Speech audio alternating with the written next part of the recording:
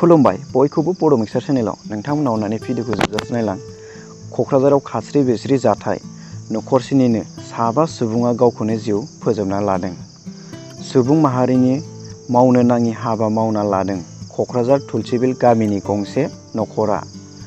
थांनाय रबिबारखालि मोनानि समाव गसाइगाव तुलसिबिल गामिनि निर्मल पाल बिथांनिनो बिसि आरो 3 फिसाजोआ खेबसेयैनो जिउ फोजोबना लादों।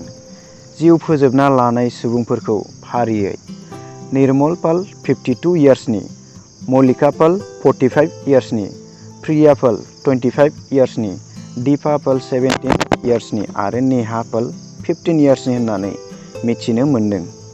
गामिनि सुबुंफोरा फोरमायनाय बायदिब्ला जिउ फोजोबनाय सुबुंनि न'खरा गोबां रां दाहार दंमोन। रां दाहारखौ सुख'नो हायैयाव जिउ फोजोबना लादों जानो हागौ होननानै खौरांगिरिफोरनि सिगाङाव फोरमायदों। जोबोद दुखुनांथाव जाथाय जानानै थांबाय। दिनैनि थाखाय भिडिअ'आ एसेनोसै।